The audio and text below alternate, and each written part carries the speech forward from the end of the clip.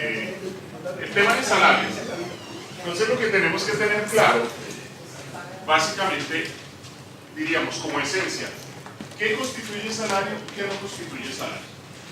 Constituye salario todo lo que ingresa al patrimonio del trabajador como retribución directa por su servicio y del que puede disponer libremente. Si bien es cierto, el artículo 127 nos dice que constituye salario, hay varias situaciones. Desde el 127 queremos aclarar un poco. Entonces dice lo siguiente de ese artículo. Modificado en 50 de 90, o sea con la segunda reforma, artículo 14. Constituye salario no solo la remuneración ordinaria, primer concepto. Mire, ordinaria. Segundo concepto, fija o variable. Fija o variable. Sino todo lo que recibe el trabajador en dinero o en especie como contraprestación directa por su servicio. Y ahí tiene primacía de la realidad. Sea cualquiera la forma o denominación que se adopte, como primas, sobresueldos, bonificaciones habituales, valor del trabajo suplementario o de las horas extras, valor del trabajo en días de descanso obligatorio, porcentajes sobre ventas y comisiones. Mire lo amplio que es el concepto de salario. Pero a esto, de una vez, lo vamos relacionando con el 129, porque me dice salario en especie. El salario en especie constituye salario en especie toda aquella parte de la remuneración ordinaria y permanente que recibe el trabajador como contraprestación directa del servicio, tales como alimentación, habitación o vestuario, básicamente. Esos tres conceptos, alimentación, habitación o vestuario, es lo que me va a permitir también ubicar los viáticos. O sea, por eso colocado artículo 127, artículo 129 y el de los viáticos, que es el artículo 130. Debo tener en cuenta esto. Entonces le está diciendo, la remuneración ordinaria. ¿Cuál es la ordinaria? ¿Recuerdan las tres etapas de la celebración del contrato? Entonces los devolvemos por acá.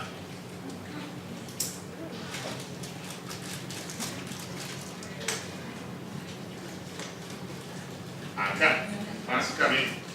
Cuando nos devolvemos acá, nosotros pactamos un salario al inicio. A la celebración. ¿Qué tipo de salario? Lo que quieran, coloquen el valor que quieran. ¿Cierto? Acá. Su salario va a ser de 2 millones de pesos, o 1.500.000 o 1 millón de pesos, o va a ser el salario mínimo. Pero resulta que durante la ejecución se generaron comisiones, se generaron horas extras, se generaron recargos nocturnos, se generaron trabajos dominicales, ¿o no? Entonces diríamos, ¿todo eso es salario o no? Claro, lo que pasa es que ya no es solo el salario ordinario, sino que podríamos decir que es el salario extraordinario o complementario por servicio que se puede causar. Me dice también la norma, el salario puede ser el salario ordinario o variable, pues acá se da esa condición. Se puede dar esa condición. Dice también, comisiones, bonificaciones, sobresueldos, porcentaje. Muchas veces uno lo limita al tema mensual, pero resulta que mi empleador me reconoce una prima trimestral adicional, o una prima mensual, o una prima anual, como trabajador particular, ¿no? Dice, en diciembre les voy a dar otra prima, una prima de productividad. ¿Podría considerarse eso salario o no? Sí. ¿Hasta qué punto? Porque no lo puedo limitar solo al periodo corto que hablábamos, jornal o mensual o quincenal. Lo que ocurre es que todo lo que ingresa a mi patrimonio, o sea, a mi bolsillo como retribución directa, es salario. Que yo lo simulo es otro punto. Pero bueno, viene la otra regla, ¿cierto? En especie, me está hablando de tres conceptos: alimentación, habitación y vestuario. Hay una regla que es la siguiente: el tope máximo del salario en especie. Si se gana un salario mínimo, no puede superar el 30%. Si es mayor al salario mínimo, será del 50%. Pero ahí es donde viene el punto. Salario mínimo, ¿en cuánto está?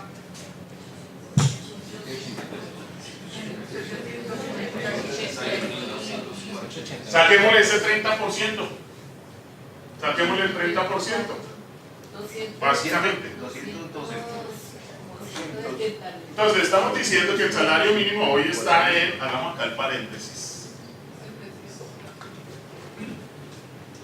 781.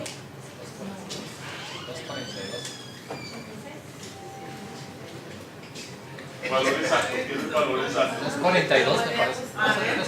700 ¿qué? 242. 242, ¿cierto? 70% y 30%. O sea que en especie, deme el valor. De 781, 242 por 0.30. 240 pesos. En especie 30%.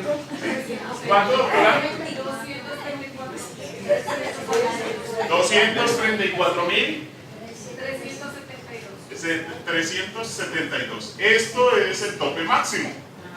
Entonces recién salió esta norma, el buen colombiano, ¿no? La colombiana jurídica, no la vamos a inventar. Pues le subo a 790 para dejarle el 50%. Eso fue lo que hicieron. ¿Sí? Porque dice, si es superior al salario mínimo, puede recibir hasta el 50%. Entonces ahí nuevamente fue una sentencia de Germán Valdés. Para esa época dijo, no señor, mire lo que dice la norma. Cuando usted gana el salario mínimo, el tope máximo sería hasta el 30%. O sea que ningún trabajador puede devengar menos del 70% en dinero. Esto es ineficaz, es violatorio de las normas laborales. Ningún trabajador puede recibir por debajo del 70% del salario mínimo, en la medida que la interpretación es que este es el tope máximo. Usted puede recibir el 10%, usted puede recibir el 15%, usted puede recibir el 20%, pero nunca puede desconocer este valor. ¿Sí? ¿Claro ahí o no? Frente a lo que dijo la jurisprudencia. Bueno, entonces el salario en especie, cuando uno empieza a mirar esa institución desde el comienzo, pues hace referencia como ese rezago que había del trueque. Una de las primeras formas, pues fue el intercambio a través de diferentes productos, y entre esos se encontraba la sal. Así se le pagaba a algunos trabajadores, pero en la época de antaño. Entonces quedó un pequeño rezago de lo que fue esa figura, pero regulado por el legislador conservando eso. Siguiente regla, cuando hablemos de salario en especie. El salario en especie debe pactarse por las partes y debe constar por escrito. O sea que implica una prueba ad substantiam actus frente a la forma. Segunda característica, el valor debe ser real. Debe corresponder al valor real. ¿Por qué? Si estamos diciendo que el artículo 127 dice constituye salario no solo la remuneración ordinaria fija o variable, sino todo lo que recibe el trabajador con contraprestación directa en dinero o en especie. Esperen un momento. Cuando vamos a liquidar prestaciones sociales, cuando vamos a liquidar descansos remunerados, cuando vamos a liquidar indemnizaciones, ¿qué tomamos como base? El salario. Cuando voy a hacer los aportes a seguridad social, ¿qué tomo como base? El salario. Entonces, para la década del 90, el problema se presentó con los sindicatos de algunas empresas grandes, que le suministraban a sus trabajadores alimentación. Entonces una empresa grande decía, bueno, listo, negociación colectiva dentro del pliego de peticiones. Como esta es una empresa que trabaja por turnos, vamos a suministrarle la alimentación a los trabajadores. Desayuno, si está en el turno de la mañana; almuerzo, si está en el turno de la tarde; cena, si está en el turno de la noche. Ok, entonces vamos con nutricionista, todo lo que ustedes quieran, bien estructurado el asunto. Pero vamos a darle un valor de, ¿cuánto le doy un almuerzo, un corrientazo? 7.000. 10. Sí, eso Juan. Ok. Solo que yo bandeja. Ok, 10.000. Ok, costaba 10.000. Pero dentro de ese pacto le colocábamos un valor de 100 pesos, de 300 pesos. Pues inicialmente el trabajador decía, pues no hay problema, porque mire, está bien servido, viene con sopa, postre, ensalada, balanceado, botella de agua, manantial, todo. Y jugo. Y jugo, y puedo repetir. Sí, pero mire el valor que le estaba dando. Pues no era lo mismo recibir 20 almuerzos con un valor de 100 pesos que recibir 20 almuerzos con un valor de 10.000 pesos. Porque tendría incidencia para efectos de la liquidación de todo, ¿o no? Lo mismo se daba con algunos bancos. Señor gerente, usted va para la sucursal de tal ciudad pequeña, intermedia. Lo ubicaban en un buen sector. Decía, pues nosotros le vamos a suministrar la habitación o vivienda, pero démosle un valor a eso de 100.000 pesos, cuando el valor era totalmente diferente. ¿Iba a tener incidencia? Bueno, todo esto fue lo que llevó a que se pidiera al final la reliquidación de todo.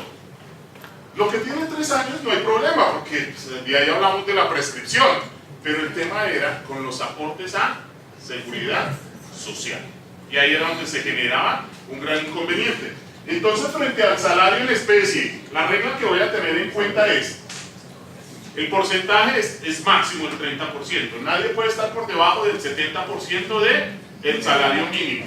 El salario debe dársele un valor real y debe costar por escrito. ¿Qué ocurre? En el evento en que no se le dé un valor real o no se haya pactado, no se haya estipulado, tenemos que acudir a la prueba pericial. Tendría que ser una prueba pericial, básicamente. Y es obvio, porque cuando yo entro a reclamar, ¿qué voy a decir en mi reclamación? Espere un momento, típico caso, la empleada interna, ¿sí? Hablemos de alimentación, ¿qué va a decir ella? No, acá todo el mercado era balanceado. ¿Qué va a decir el empleador? No, era escasamente un quinto y un pan de tostado, ¿sí? Entonces, uno le va a dar un valor alto y otro le va a dar un valor bajo. ¿Cuál es el equilibrio allí? La prueba pericial, cuando no se le ha dado ni el valor real ni se ha estipulado por las partes, artículo 131.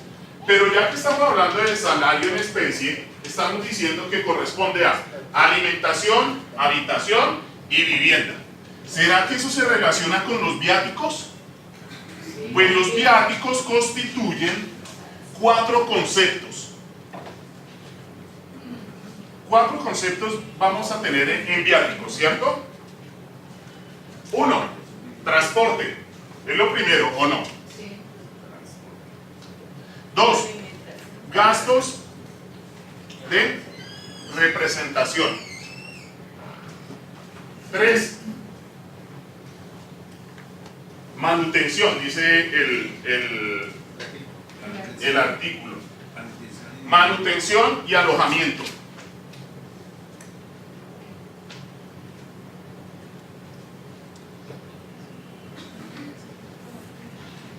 Entonces, cuando nosotros decimos salario en especie corresponde a alimentación, habitación y vestuario, ¿los relaciono con cuáles? Manutención y alojamiento, para que constituyan factor salarial. No constituye factor salarial lo que me suministran para transporte y para gastos de representación. Pero a esto hay que sumarle otro elemento. Tienen que ser habituales. La habitualidad es el otro elemento. Para que manutención y alojamiento hagan parte del factor salarial. Porque solo hubo un requerimiento. Doctora, necesito que se desplace a Cartagena y le estoy dando los 4 elementos: tiquetes, gastos de representación, va a estar 3 días hospedada en tal hotel, con todo incluido. Pero solo fue un requerimiento. O sea que no constituye factor salarial. Constituye factor salarial en estos 2 ítems más este elemento. Este elemento. ¿Y cómo se constituye la igualdad?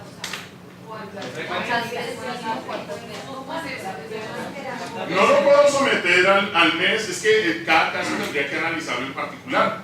¿Cuántas veces viajó al año? Pudo haber ido solo 3 veces. ¿Cómo pudo ir 3 veces en el mes? ¿Cómo pudo ir 3 veces en el trimestre? O sea, ya tengo que entrar a analizar cada caso en concreto, el objeto del servicio, la ejecución de ese contrato, cuál es su condición de trabajador como tal, para lograr establecerlo. O sea, es muy amplio, pero tampoco lo puedo limitar ni restringir, porque el legislador no me lo limitó. No me dijo, revise esto cada mes, cada trimestre, cada año, cada 3 meses, cada 6 meses. Es de acuerdo a la actividad propia y particular de cada caso. Tendría que analizarlo. Pero el concepto me lleva a esto, ¿no? Porque muchas veces quieren incluir todo. Pero ya tengo claro, transporte, no. Gastos de representación, no. ¿Quién es el que debe individualizar y legalizar estos gastos? El trabajador es el que tiene que tener esta relación clara.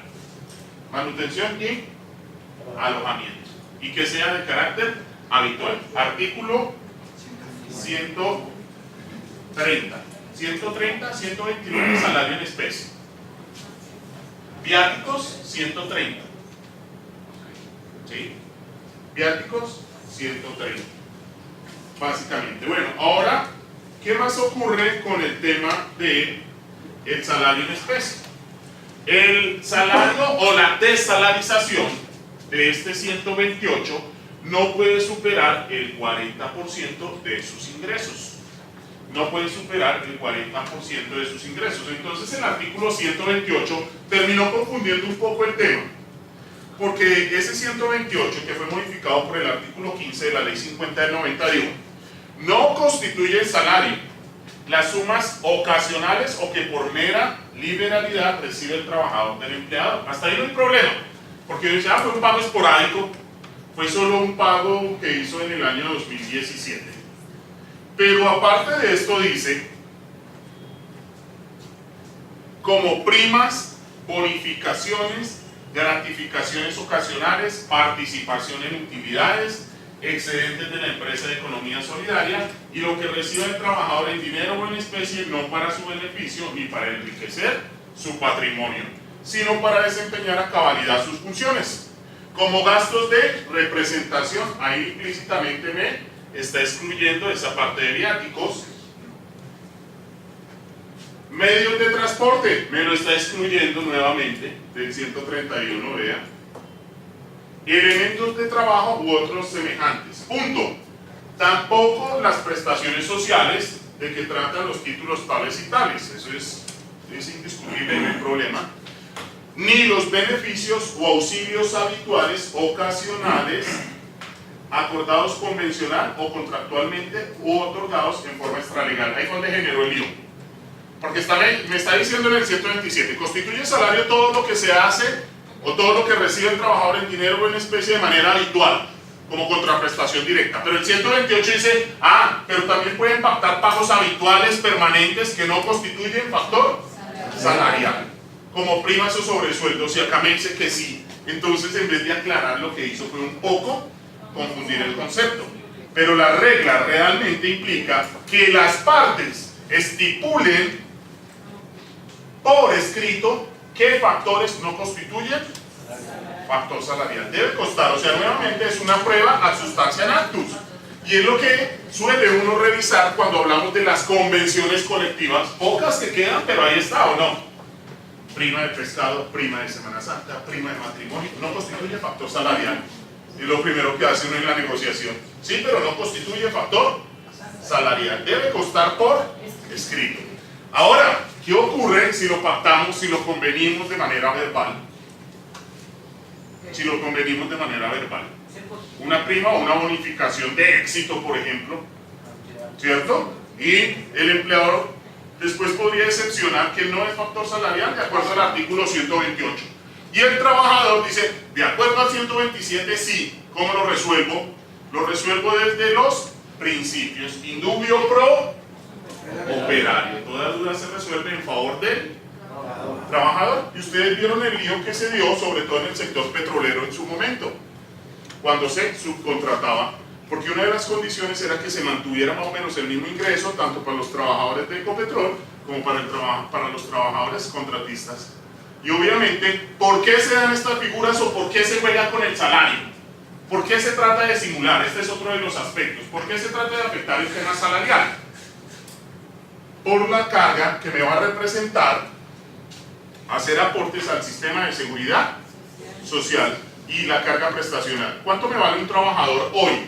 ¿Cuánto me vale un trabajador? Pagando aportes, pagando salarios, prestaciones sociales. 18.5 salarios. O sea que con 2 trabajadores estaría cubriendo casi lo de 3. Entonces básicamente, ¿esto a qué conlleva? Básicamente a que nos inventemos figuras para simular el contrato de trabajo, a que nos inventemos la tercerización laboral, a que nos inventemos otra serie de malas prácticas. Y ustedes lo vieron con el tema de las cooperativas de trabajo asociado. Bueno, pero ya vemos esa parte de solidaridad.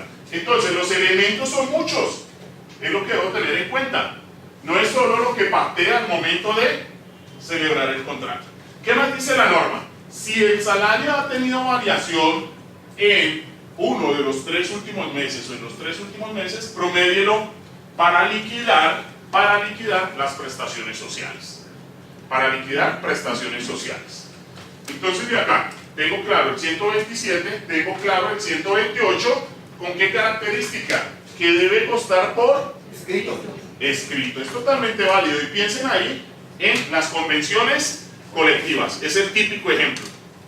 Muchas convenciones consagran una serie de pagos habituales, permanentes, periódicos, pero no constituyen factor salarial. Esta es una de las características. Y allí dice cuáles son. Ya viene el salario en especie, respetando los porcentajes que mencionábamos. Ya viene el tema de los viáticos, que también una partecita está definida en el 128 frente a estos dos. Y otra parte está en el 127 cuando hablamos de esto. Pero pasando por el 129. ¿Sí? Debo darle el valor real y debe ser habitual. Si es ocasional o esporádico, no constituye factor salarial. No constituye factor salarial. Bueno, ahora veamos la protección. Artículo 149. Retener, deducir y compensar. ¿Qué es retener? ¿Qué es deducir y qué es compensar? Cualquier retención, deducción o compensación debe constar por escrito con autorización del trabajador. Pero ¿cuál es una? ¿Cuál es otra?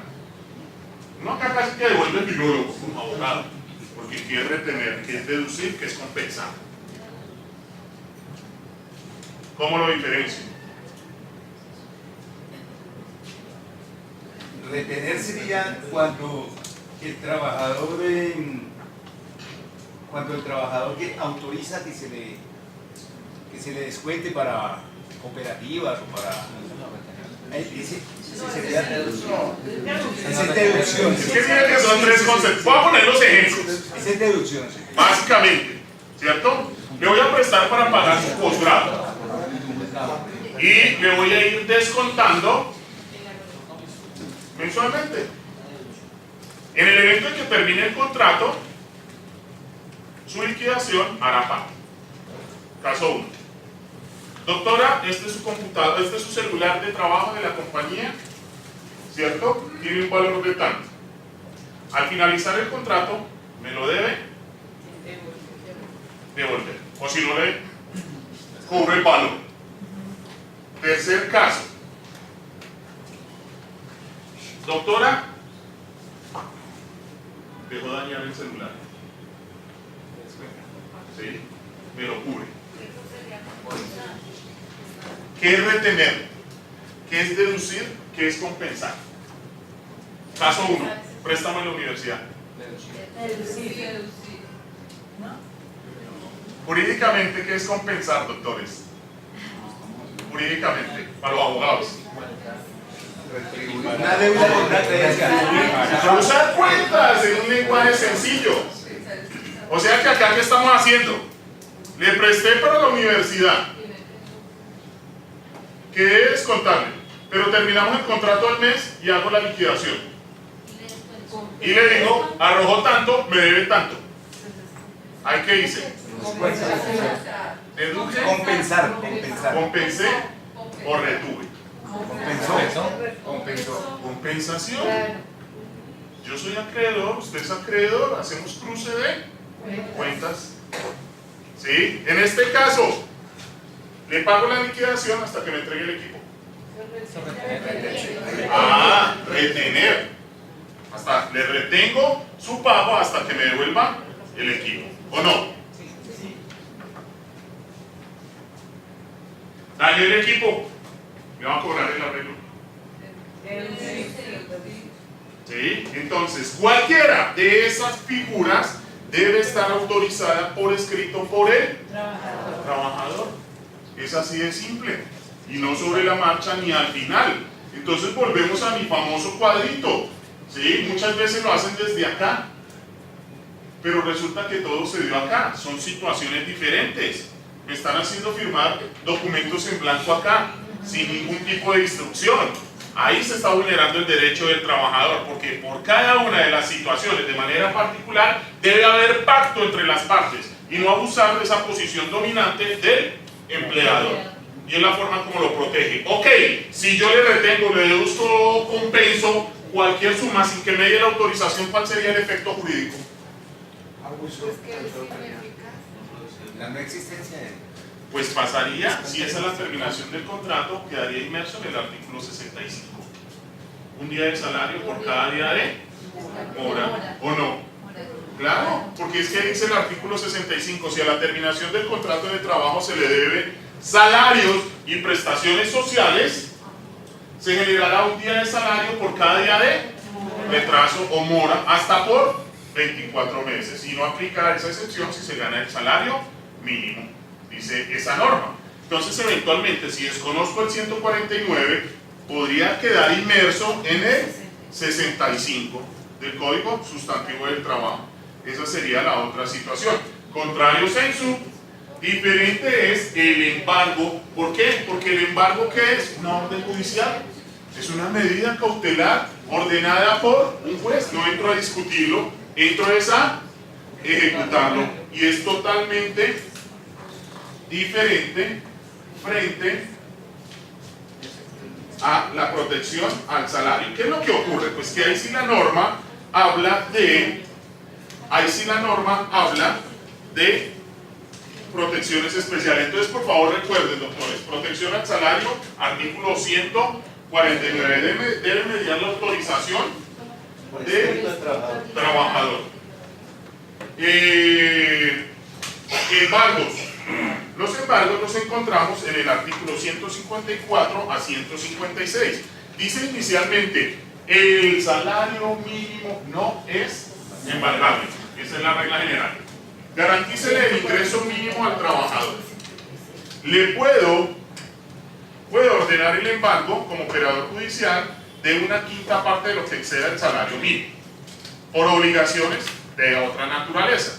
Pero cuando se trata de alimentos o de cuotas de cooperativas, el embargo procede hasta del 50%, hasta el 50%, pero todo esto es por mandato judicial, Entonces se están generando malas prácticas por algunas cooperativas, entre comillas, las que les prestan, simulando ahí que es un cooperado, y le envían la carta cuando no se cumple la obligación al pagador. Como es una norma que dice que le permite hasta el 50% de embargo, no señor, una cosa es el mandato de un juez y otra cosa la solicitud de una cooperativa, salvo que medie la autorización de quién, del trabajador por escrito. Entonces miren cómo son una serie de requisitos y formas que deben estar allí. Y ustedes saben, sobre todo cuando uno habla de riesgos laborales, a uno que es lo primero que le enseñan, pues deje siempre evidencia. Pues el empleador tiene que hacer lo mismo, muéstreme su evidencia. ¿Dónde está la autorización? ¿Dónde está el documento? Básicamente, documente absolutamente cualquiera de estos, porque el tema va a ser estrictamente probatorio. Va a ser estrictamente probatorio. Bueno, y ahí viene un artículo que es bien importante. A trabajo igual, salario igual. No, lo denominó la jurisprudencia. Y eso lo encontramos en el artículo 140 y... A trabajo igual, salario igual, ese es el...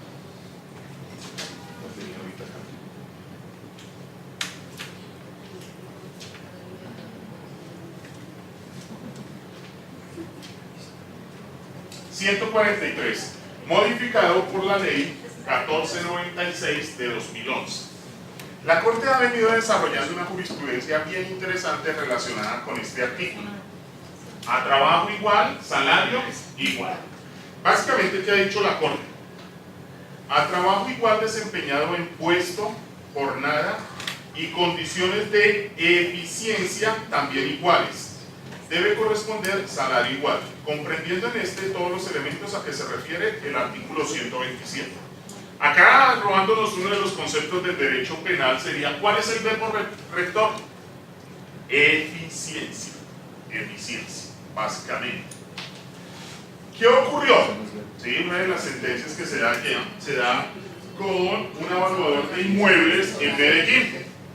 Básicamente, pues él tiene la condición de trabajador oficial. Pero él parte de la experiencia. Un señor que lleva 20 años, le homologan la experiencia y hace ese trabajo, lo hace bien.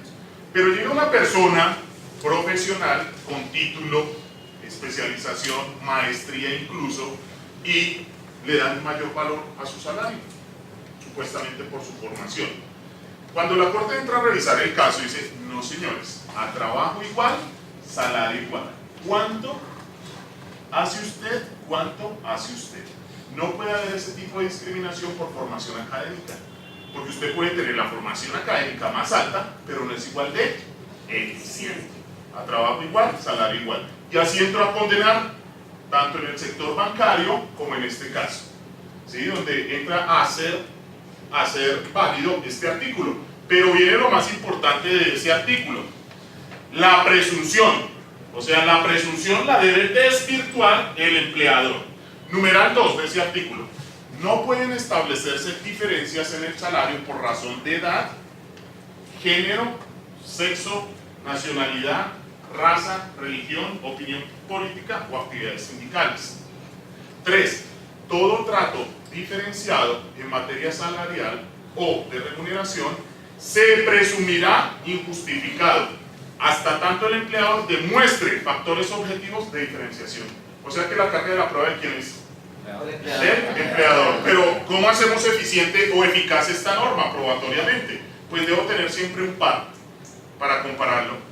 Es que yo cumplía funciones de gerente administrativo y él cumplía funciones de gerente. Mi salario era de X suma y la de él era de Y suma. Frente al resultado de la compañía era igual. ¿Quién tiene que entrar a desvirtuar por qué él tiene un mayor salario, por qué yo tengo un menor salario? El empleador. Y suele pasar también con los famosos encargos en el sector privado, eso lo dejo claro. Es que no tenemos gerente financiero, hágase usted de una vez cargo. Y siguió devengando lo mismo, cumpliendo dos funciones. Para eso es ese artículo 143, para eso es esa ley 1496 de 2011 y para eso es el convenio 111 de la OIT ratificado por Colombia. ¿Sí? Para eso es. ¿Listo, doctores? Y allí pues ya viene el tema del salario mínimo, donde básicamente vamos a tener en cuenta que se reajusta de manera automática. Pero bueno, viene el otro concepto, viene el otro criterio. Salario integral. Salario integral. ¿A qué corresponde esa figura? Artículo 132, que lo tenemos aquí. ¿Qué es el salario integral? ¿Cuándo aparece? Aparece con la ley 50 de 1990 y lo encuentran en su artículo 132. Lo encuentran en su artículo 132. El salario integral lo vamos a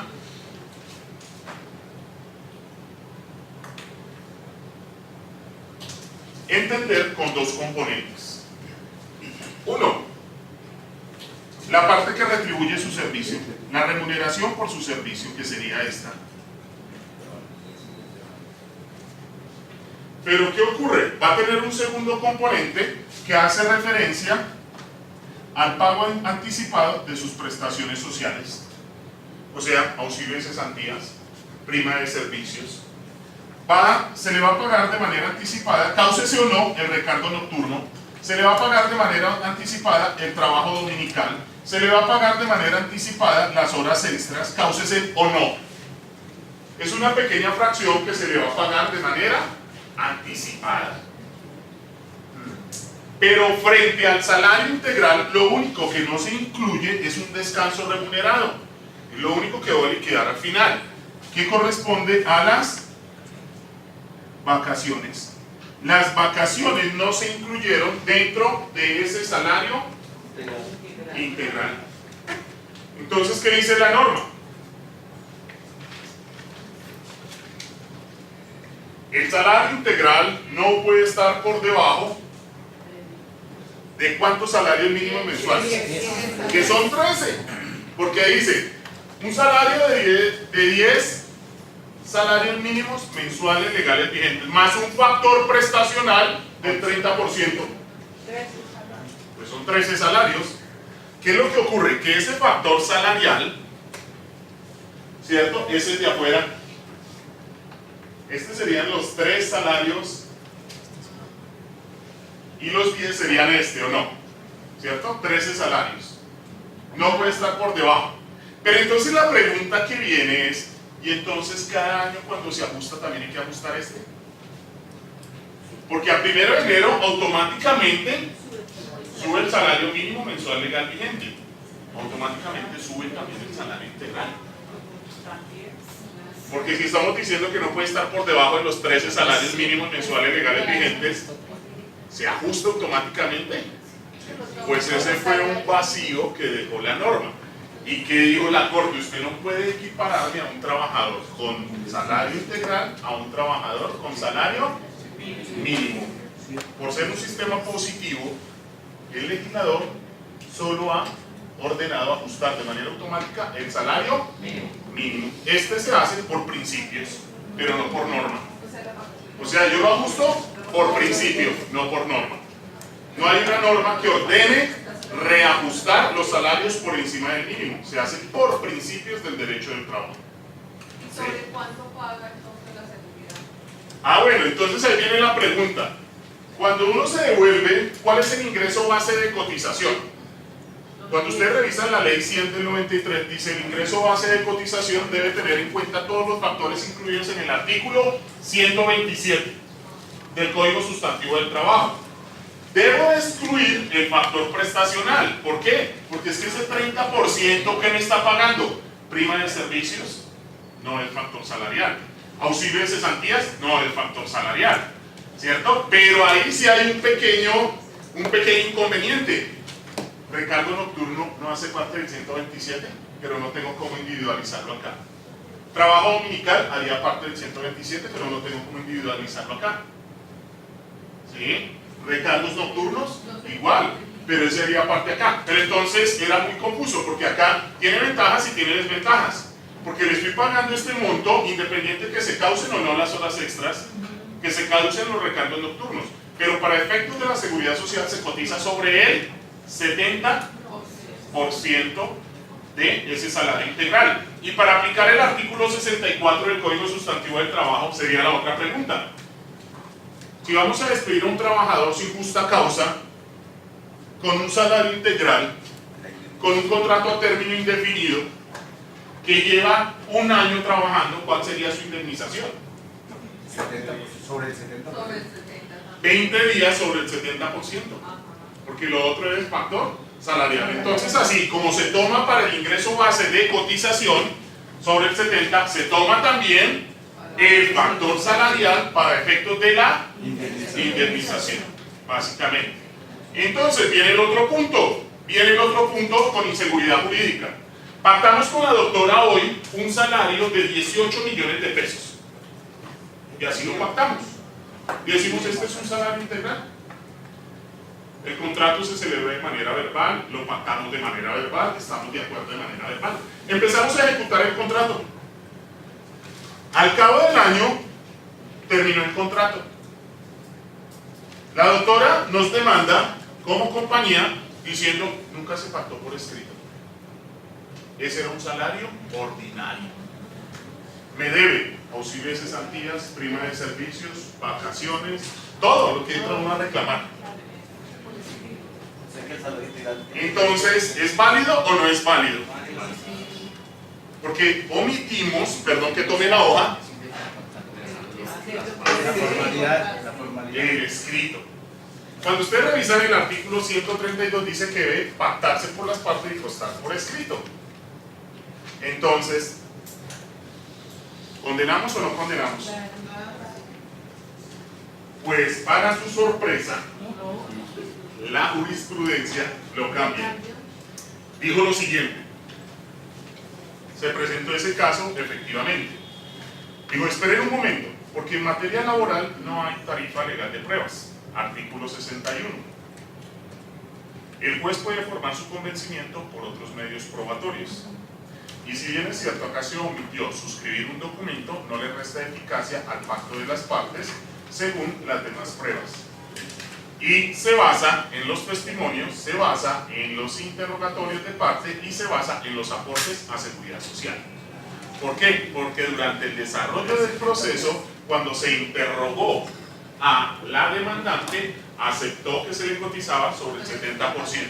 Al revisar la prueba documental aportada con la contestación de la demanda, coincide. Al interrogar a los testigos, a los de nómina, reafirman lo anterior. Y la Corte, ¿qué termina diciendo? Después puede formar su convencimiento por cualquier medio de prueba. Pero en otras 10 sentencias está lo contrario, donde dice, debe constar por escrito, es una prueba en sustancia natus. Entonces miren esa inseguridad jurídica que genera ahí.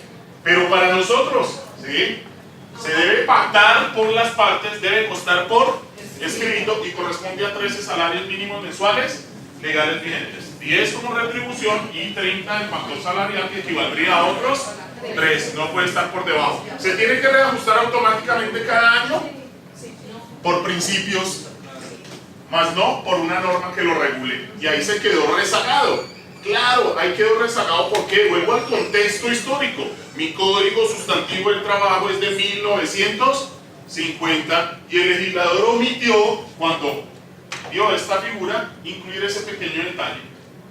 Tal cual como ocurre con el tema de la indexación. ¿Recuerdan la indexación de las mesadas pensionales? Pues era una discusión muy amplia para aquellas pensiones que se causaban antes de la Constitución del 91. Porque a partir de la Constitución del 91 y a partir del artículo 14 de la Ley 100, todas las pensiones son indexables. Pero hasta después de 10 años de jurisprudencia unificaron el criterio y dijeron, ya todas son indexables. ¿Por qué? Porque la indexación en materia pensional se daba por principios, por equidad. Y así lo desarrolló la jurisprudencia. Similar ocurre acá. Pero si yo hoy voy a reclamar, no tengo una fuente normativa dentro del derecho positivo que me permita aumentar. ¿Listo hasta ahí el tema de salarios, doctores? ¿Dudas, preguntas? Salgo de ahí y entro ahora a solidaridad. Solidaridad. Ese es otro tema que genera algunos inconvenientes.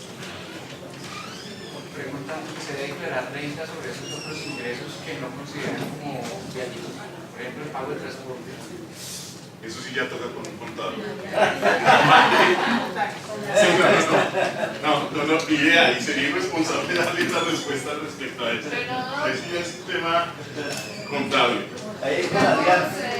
El pacto Se entiende con la de DIAN. 10 salarios mínimos con integral, pero con el incremento del salario mínimo, Doctor. pues, automáticamente se incrementa. Pues es el deber ser. Pero No, frente a eso, automáticamente sí, no, porque como sube el salario, hagas la suma de los 10 salarios, pues se incrementaría.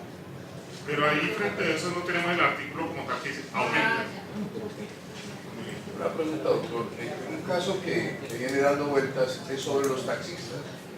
Los señores que conducen los taxis a los propietarios, ¿qué modalidad de contrato podría manejar ellos? De arrendamiento de vehículos. Hay una sentencia de un caso de Cali donde los condenaron por contrato realidad con fundamento en una norma en 1959.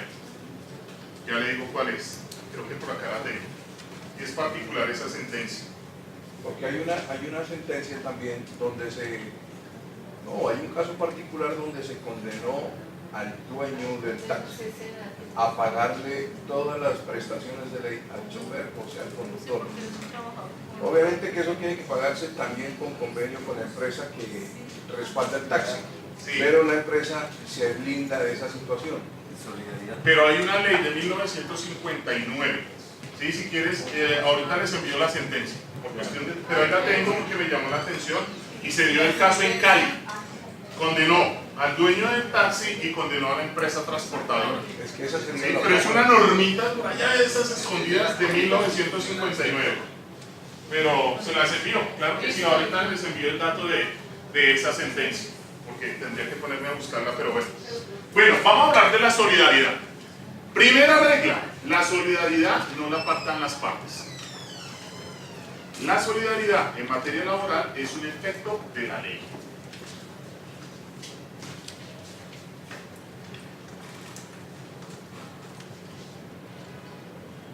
Es un efecto de la ley. No es porque usted lo suscribió en su contrato. No es porque lo suscribió en su contrato. Vamos a ubicar esta parte. Y para ello,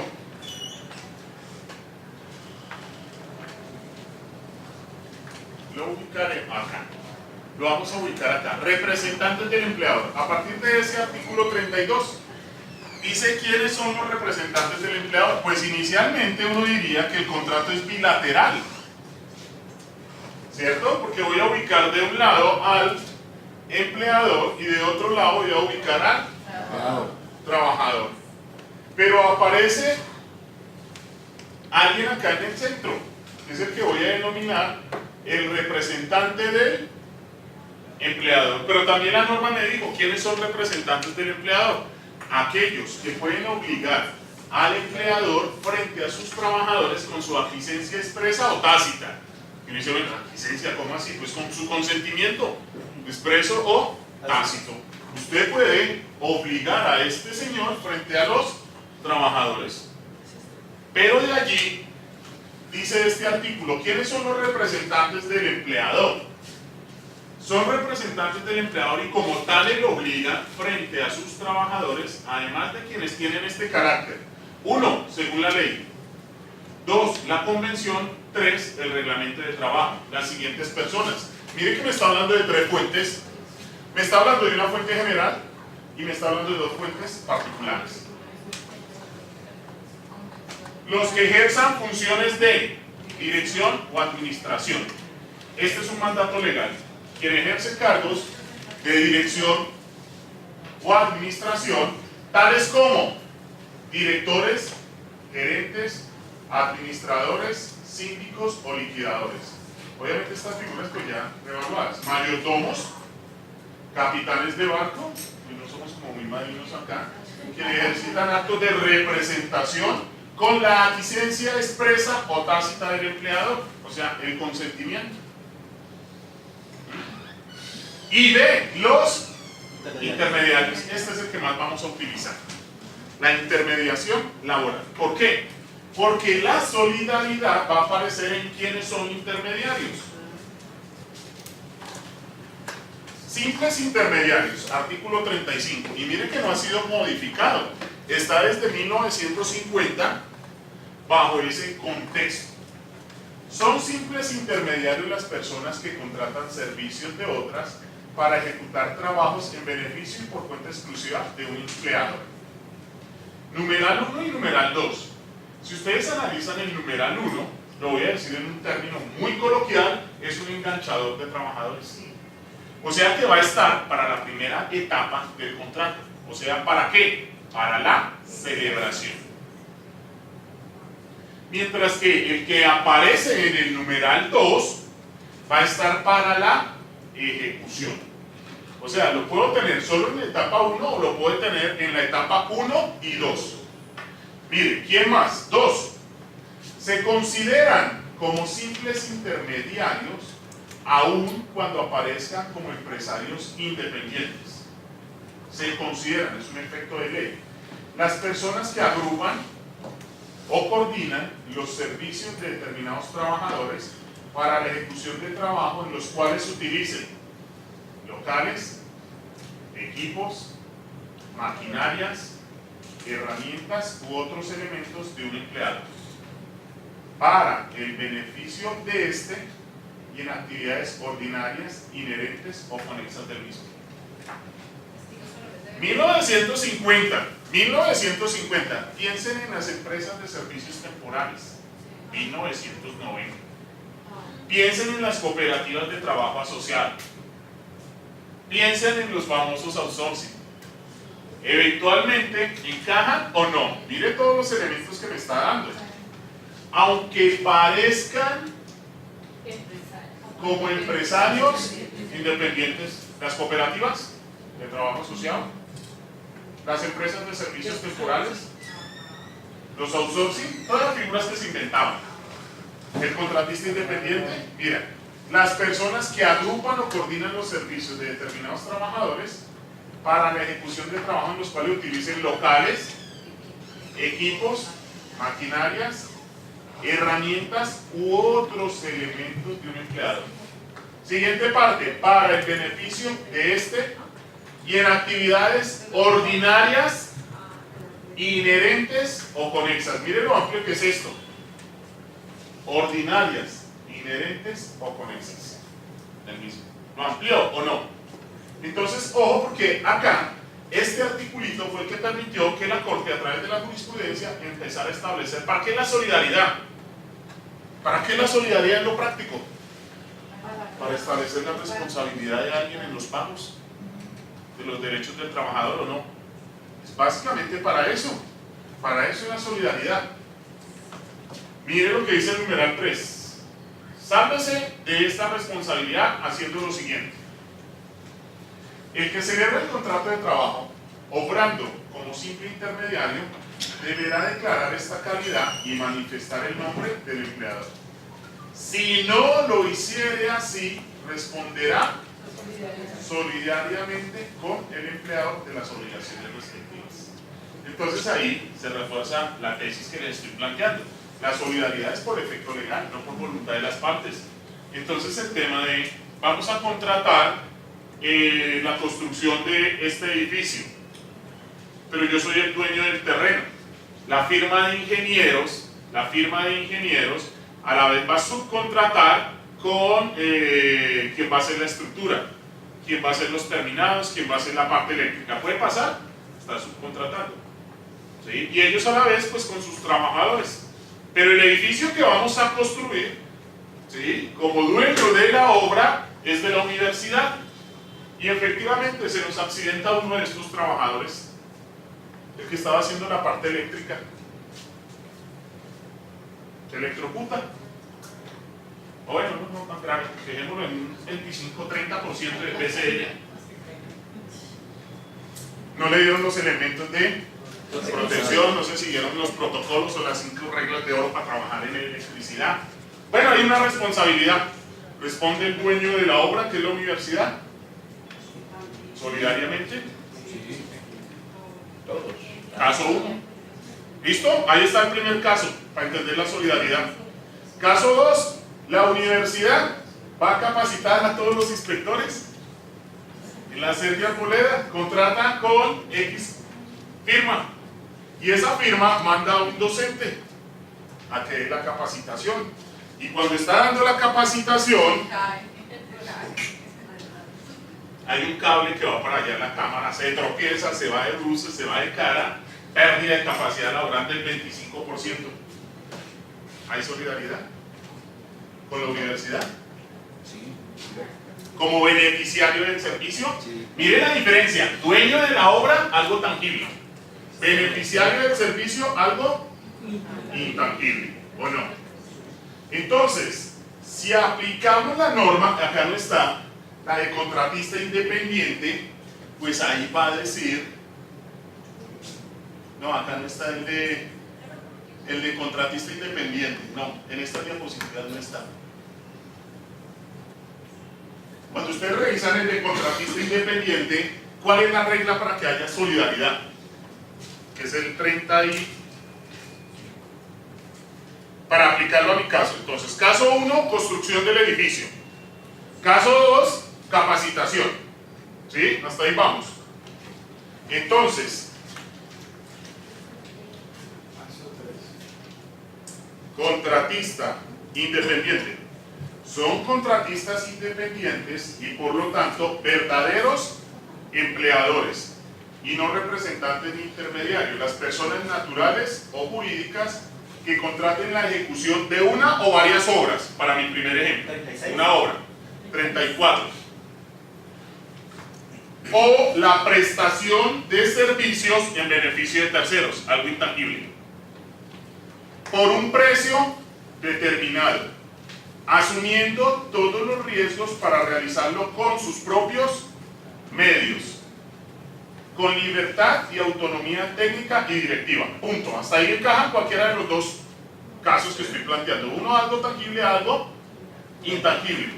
Dice, pero el beneficiario del trabajo, caso 1, perdón, caso 2, o el dueño de la obra, a menos que se trate de labores extrañas a las actividades normales de su empresa o negocio, será solidariamente responsable. Repito, otra vez se vuelve como medio filólogo. Mire, pero el beneficiario del trabajo, caso de la conferencia, o dueño de la obra, construcción del edificio, a menos que se trate de labores extrañas a las actividades normales de su empresa o negocio, será solidariamente responsable con el contratista por el valor de salarios, prestaciones sociales e indemnizaciones. Pero el dueño de la obra ahí no es del giro normal de sus negocios. Ok, entonces cuando estamos haciendo el edificio para la universidad y se accidenta el trabajador, ¿la universidad responde? No. No. ¿Por qué? ¿A qué se dedica la universidad? A educar, ¿cierto? Ella no construye edificios. Caso 2, educación, conferencia, se accidenta el conferencista. ¿Solidaridad? Ahí está la diferencia. O sea, lo que quiero es que entiendan que la solidaridad no es porque la pactemos, sino porque lo dijo la ley. Mire que es efecto de la ley. Dice, acá, bueno, el simple intermediario, aunque parezca como verdadero empleador, responde solidariamente si no indica quién es el empleador.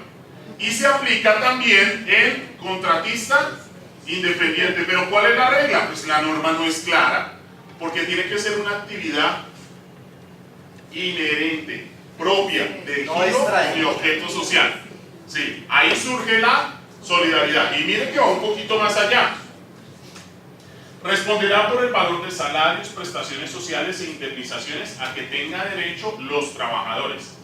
Solidaridad que no obsta para que el beneficiario estipule con el contratista las garantías del caso o para que repita contra él lo pagado a esos trabajadores. Entonces en civil nos enseñaban la previsibilidad de los contratos. Cuando yo estoy celebrando el contrato puedo prever que se dé esa situación, denme una garantía.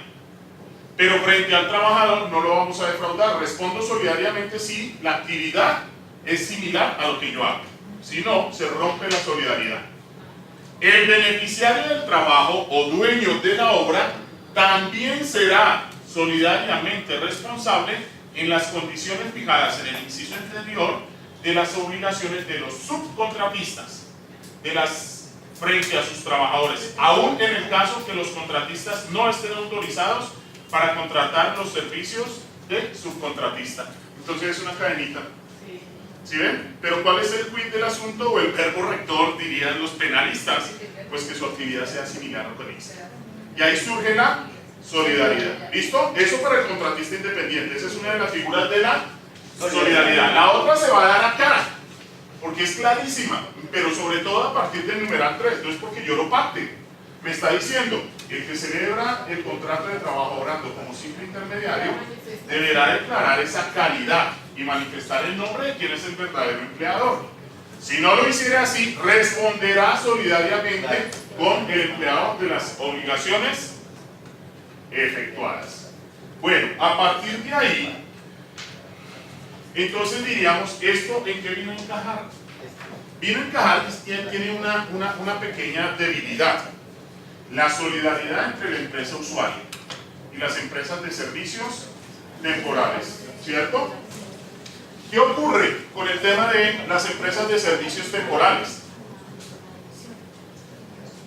Pues la Corte frente a eso quedó un poco corta. Empresa de servicios temporales, empresa usuaria, trabajador en misión, ¿cierto? Trabajador en misión.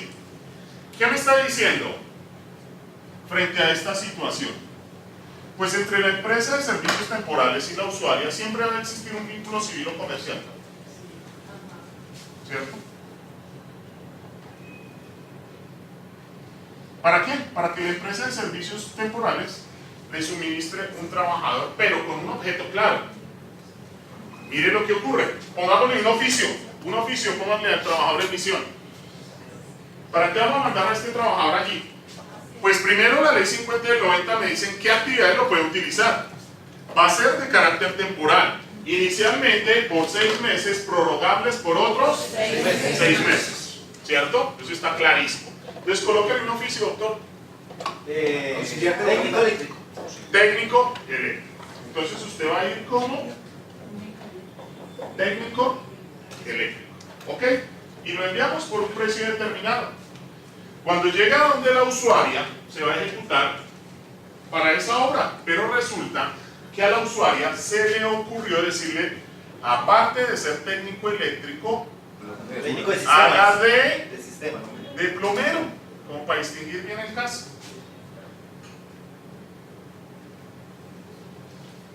Y cuando está haciendo de plomero, se accidenta. Se accidenta. Accidente de trabajo. PCL del 35%. ¿Quién responde? La usuaria es el verdadero empleador. No, la empresa de servicios temporales fue con la que suscribió el contrato de trabajo. Pero me le cambió la función. La labor se la cambia. Entonces cuando él demanda, efectivamente demanda a su empleador y a la usuaria. Y en los hechos de su demanda, en las pruebas recaudadas, dice, sí, efectivamente, miren, acá está el contrato como técnico, pero a la vez, cuando fui a ejecutar el contrato, la usuaria me puso a ejercer actividades de plomero. Y en la investigación quedó todo, que era de plomero, ¿sí? En todo, ¿sí? Entonces, ¿cómo se están fallando estos casos? Están condenando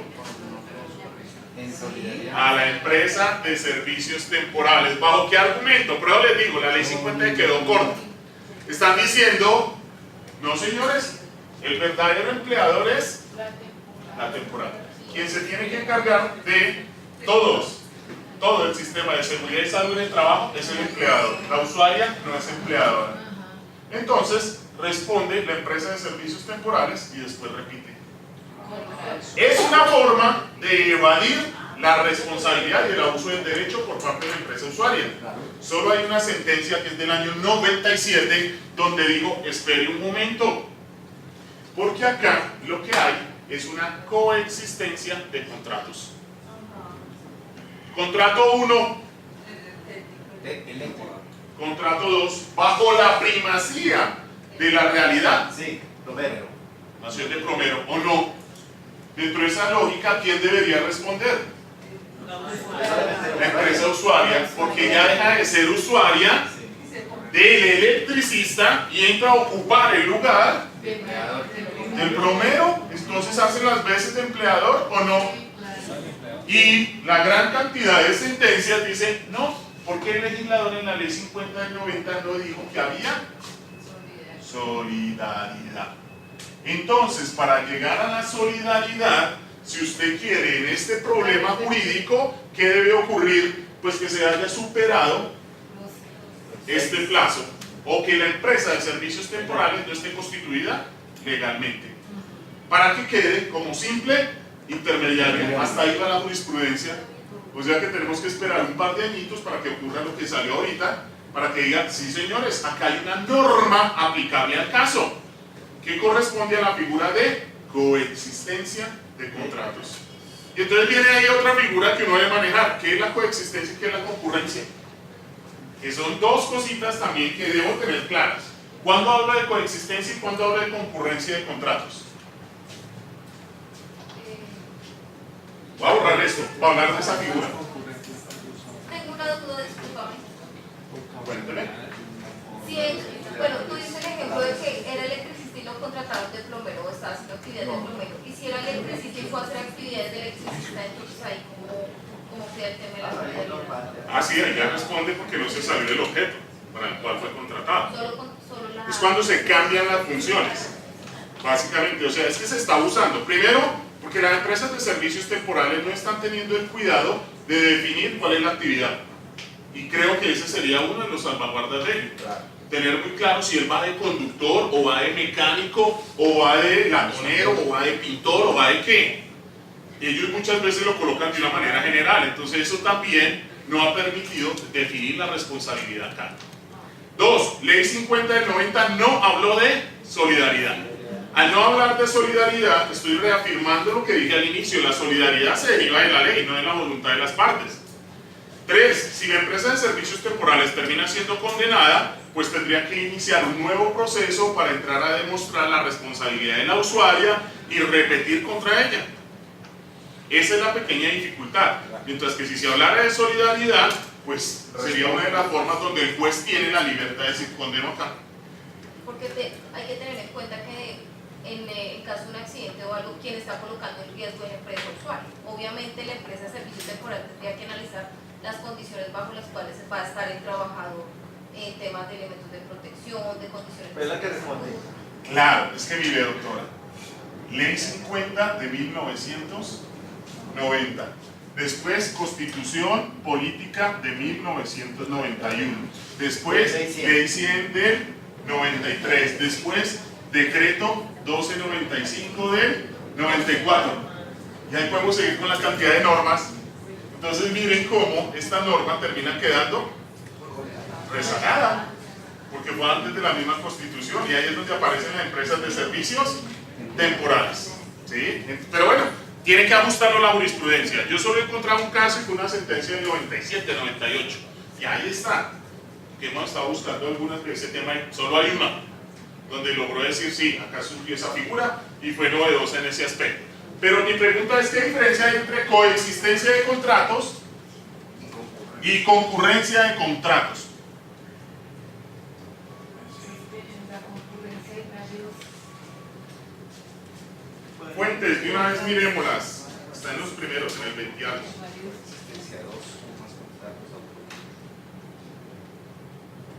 25 y 26 del Código Sustantivo del Trabajo. Concurrencia. Coexistencia. 26 del Código Sustantivo del Trabajo. ¿Me lo ayuda a leer? Doctor, por favor. ¿La tiene ahí? Ok. Ya me estoy cansando de la voz. Gracias. 25 y 26. Bueno, quiero que saquen la diferencia entre concurrencia de contratos y coexistencia de contratos. Concurrencia de contrato, artículo 25. Aunque el contrato de trabajo se presente involucrado en concurrencia con otro u otros, no pierde su naturaleza y le son aplicables, por tanto, las normas de este código. ¿Hasta ahí lo entendieron? Es que la definición, el concepto me lo da dentro de la misma definición. Concurrencia es concurrencia, dice ahí más o menos. Vuelvo a leer, que son solo 3 líneas. Concurrencia. Aunque el contrato de trabajo se presente involucrado o en concurrencia con otro u otros, no pierde su naturaleza y le son aplicables, por tanto, las normas de este código. Ahora, coexistencia de contratos, artículo 26. Un mismo trabajador puede celebrar contratos de trabajo con 2 o más empleadores, salvo que se haya pactado la exclusividad de servicios en favor de uno solo. Listo. Entonces veámoslo en lo práctico.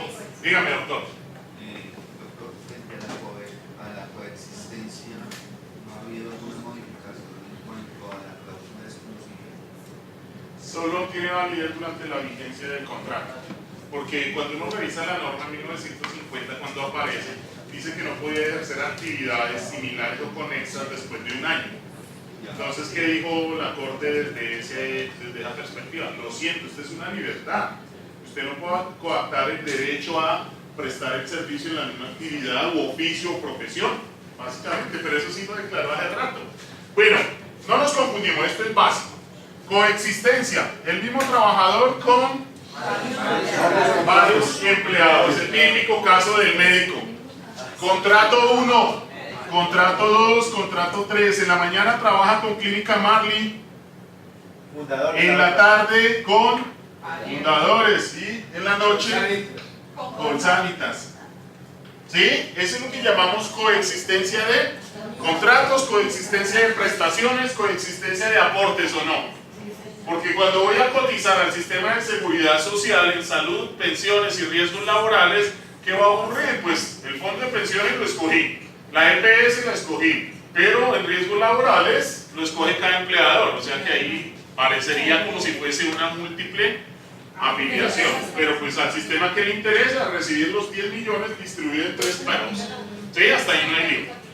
Concurrencia, son las mismas partes con diferente vínculo. Piensen en que ellos comercialmente pueden conformar una persona jurídica o no. ¿Ok? Entonces comercialmente van a ser socios, la sociedad que se les ocurra, pero a la vez, entonces voy a colocarlo así, también tienen un vínculo familiar, son cónyuges, también podrían tener otro vínculo o no familiar, pero a la vez laboralmente dicen, usted tiene que trabajar al frente de la empresa o de la sociedad. Celebremos un contrato de trabajo. Miren que son las mismas partes, con posibles vínculos diferentes, uno comercial, uno familiar y uno laboral. ¿Qué le está diciendo?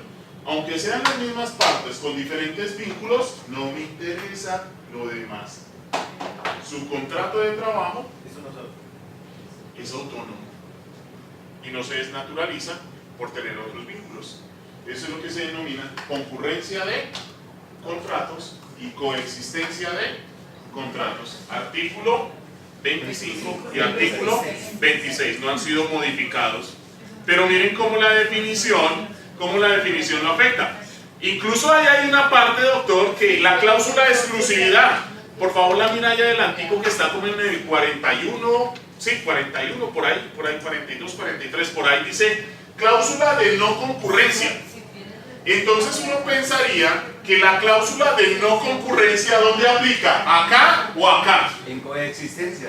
Entonces es absurdo frente al tema semántico que me diga cláusula de no concurrencia. Y uno dice, pues, o sea, si yo no soy abogado, diría, pues lo aplicaría acá o no. Pero la cláusula de no concurrencia es para acá. ¿Sí? ¿Lo ubicó? ¿Artículo qué? 44. Artículo 44, cláusula de no concurrencia. La estipulación por medio de la cual un trabajador. Bueno, artículo 44, cláusula de no concurrencia. La estipulación por medio de la cual un trabajador se obliga a no trabajar en determinada actividad o a no prestar sus servicios a los competidores de su empleador, una vez concluido su contrato de trabajo, no produce efecto alguno. Entonces, miren, cláusula de no concurrencia asociaría uno acá.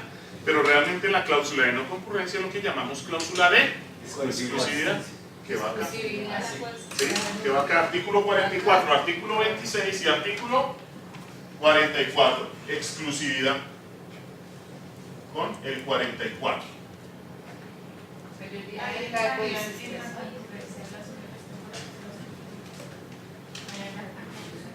Pero es que Esta cláusula uniones temporales y los consorcios. Diría que no, porque para efectos, esta es una persona jurídica pero tiene una representación como tal. El tema sería para la legitimación en la actuación, pero como tal el consorcio diría que es el empleador del trabajador. Este es para el tema ya de solidaridad y de acuerdo al porcentaje responde. Es de acuerdo al porcentaje que responde. Pero para efectos ya de capacidad procesal entran los dos. Lo que pasa es que uno de ellos es el representante y ya entro a mirar el porcentaje. Y de acuerdo al porcentaje de participación es que eventualmente se pueden dar las condenas. ¿Sí? Básicamente. Pero son figuras.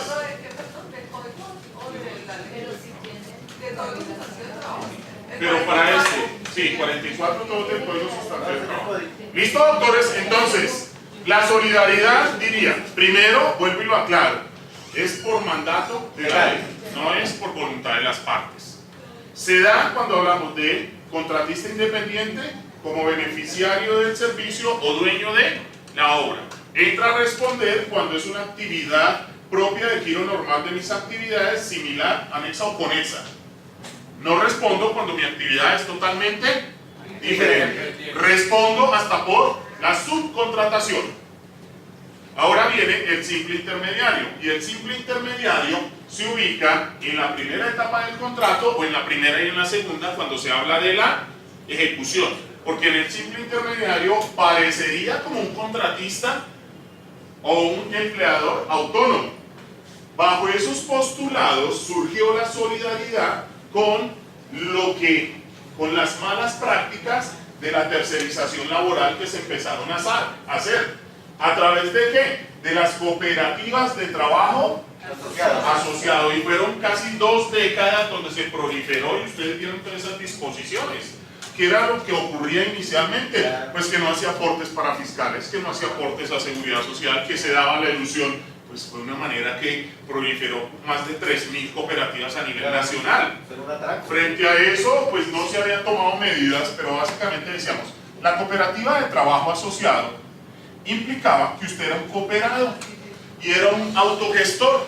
Entonces, en cabeza suya confluían las dos condiciones, si lo quisiera tomar como empleador y a la vez como trabajador. Entonces esa situación permitía que dijeran, no, usted es autogestionario.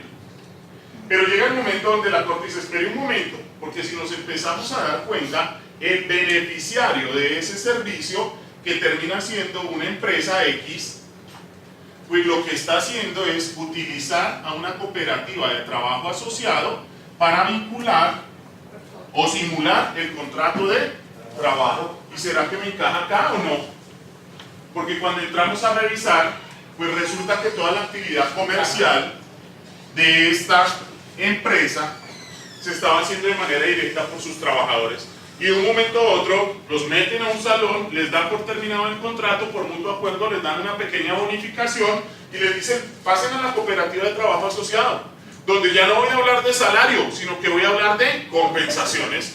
Pero lo que se llaman compensaciones corresponde a la retribución directa por su servicio, a las contingencias propias del contrato de trabajo, y fuera de eso también tienes que unas vacaciones, pero es lo mismo con otro vestido. La retribución directa ya no la llamamos salario sino compensación, pero era lo mismo, no estaba por debajo del mínimo. Las bonificaciones, no, pero es que esa es una compensación extralegal. ¿Y cómo terminaba cotizándole al sistema? Sobre un salario mínimo, no hacía aportes, pero bajo la primacía de la realidad, este señor estaba haciendo lo propio de este giro normal. Entonces, ¿qué dice la jurisprudencia? Cooperativa de trabajo asociado, usted se me ubica en este artículo, usted queda como un simple intermediario de acuerdo a las características de ese numeral 2. Porque está haciendo actividades propias, inherentes, particulares y permanentes de la empresa. Y ahí surge el tema de la solidaridad. Y ahí empezó a definirlo de esa manera. O sea, ¿qué hicimos? Encajar esto en el artículo o la norma aplicable del caso. Bueno, caso 2, pues ya no es con cooperativas de trabajo asociado, sino que ya va a ser con ¿qué? Con las empresas de servicios temporales. Empresas de servicios temporales, ¿cuándo responden? Desde la ley 50 del 90, doctores. ¿Qué les dice? 1. Cuando no están constituidas conforme a la ley. 2. Cuando superen el tiempo de 6 meses prorrogables por 6 meses. Y cuando sean trabajadores que no cumplan funciones de manera temporal en los términos indicados por la ley 50 del 90. En ese caso deja usted de ser simple empleador y pasa a ser deja de ser el verdadero empleador y pasa a ser un simple intermediario. ¿Y por dónde es que se está dando más este tema? Por los términos superados acá. Porque muchos empleadores hacen la mala práctica, los cambian de empresa de servicios temporales. Ellos creen que se está evadiendo la obligación cambiándolo de una temporal a otra temporal, a otra temporal, a otra temporal.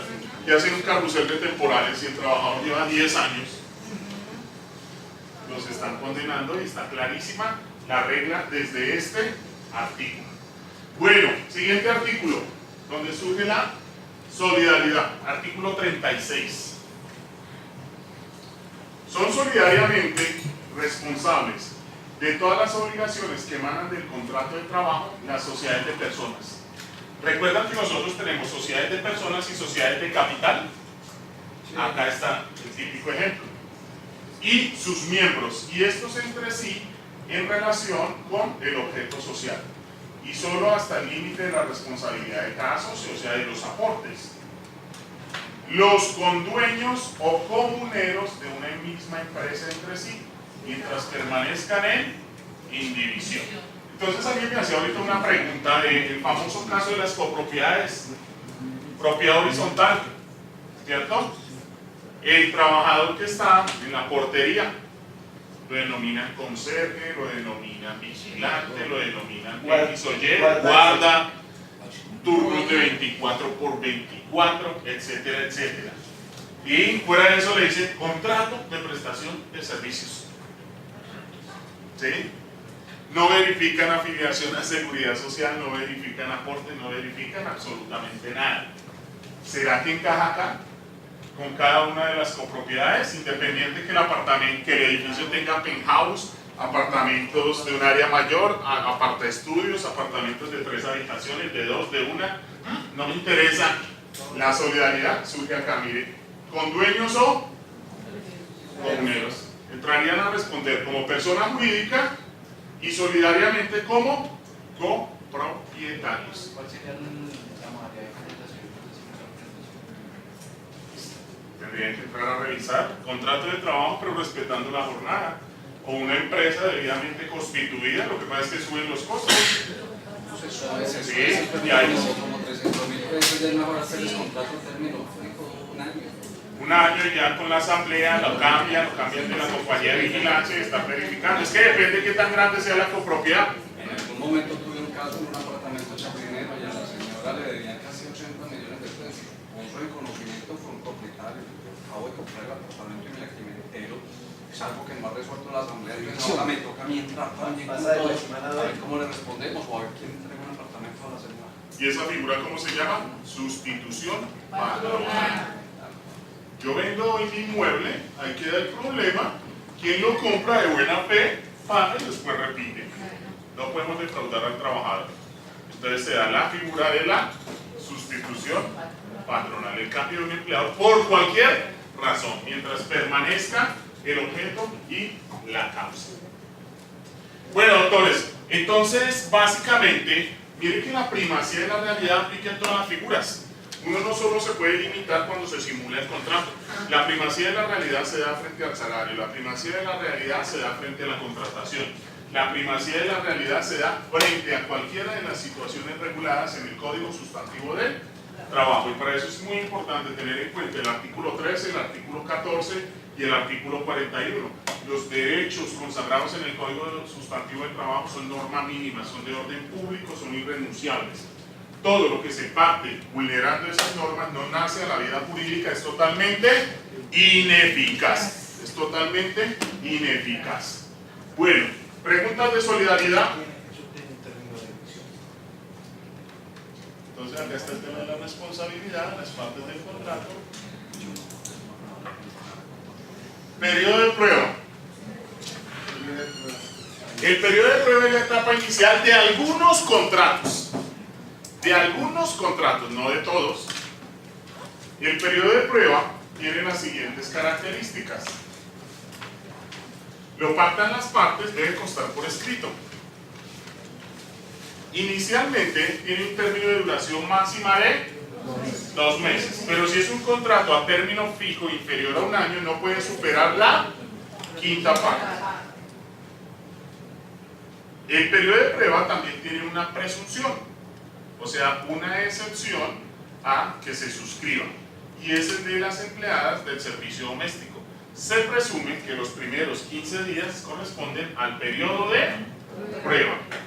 Al periodo de prueba. Pero a la vez tiene un efecto jurídico. Y una vez citemos las normas. A la vez tiene un efecto jurídico el periodo de prueba. El efecto jurídico indica, primero, para el trabajador tiene todos los derechos a salarios, prestaciones sociales, cobertura en seguridad social, y no la mala práctica de algunos empleadores que dicen después de que supere el periodo de prueba si lo afilió. No señor, desde el primer día debe estar afiliado y tiene derecho absolutamente a todas sus acreencias laborales. ¿Cuál es la ventaja para el empleador? Pues el empleador puede dar por terminado el contrato de trabajo durante la vigencia del periodo de prueba sin que haya lugar al pago de la indemnización. Sin que haya lugar al pago de la indemnización, básicamente. Y el de las empleadas del servicio doméstico, el de las empleadas del servicio doméstico corresponde a los primeros 15 días. Y eso lo encuentran en el artículo 77. ¿Se puede prorrogar el periodo de prueba? Sí, se puede prorrogar porque lo pactamos sin superar el tope máximo. Porque dijimos, estipulemos el contrato por el periodo de prueba por el primer mes. No estamos como convencidos. ¿Lo podemos prorrogar por otro mes? Sin superar los 2 meses. O sin superar la quinta parte. Sin superar la quinta parte. Sin superar la quinta parte. Fuente normativa del periodo de prueba del artículo 76 al artículo 80. Viene otro tema que es bien relevante y lo vamos a hablar rápidamente. Diferencia entre suspensión del contrato de trabajo y terminación del contrato de trabajo. Primera regla. La suspensión del contrato de trabajo, las causales son taxativas. Están en el artículo 51, perdón. De hecho, esa era una de las preguntas que había por ahí. ¿Cierto? Entonces, la suspensión del contrato de trabajo, cuando ustedes llegan y lo analizan, se van a encontrar que corresponde a circunstancias ajenas a la voluntad de las partes. Fuerza mayor, caso fortuito, privación de la libertad, huelga, casi todas. Pero son taxativas. O sea, esas no las puedo adicionar ni modificar. ¿Qué ocurre cuando se suspende el contrato? Cesa la obligación del trabajador de prestar su servicio y la del empleador de pagar los salarios, porque no hay prestación de servicio. Pero se mantiene la obligación de continuar con los aportes a seguridad social. Seguridad social como tal. Y estos tiempos en que se suspende el contrato de trabajo, dice el artículo 53, se puede descontar al momento de liquidar. 3 conceptos, de los cuales hoy realmente son 2. Dice, ese tiempo se puede descontar al momento de liquidar jubilación, cesantías y vacaciones. En ninguna parte me incluyó prima de servicios, que ahí estaba la pregunta. Ahí les incluyeron, les dijeron vacaciones, cesantías y prima de servicios. No. ¿Por qué? Porque la interpretación tiene que ser restrictiva. O sea, el artículo 53 yo no lo puedo adicionar.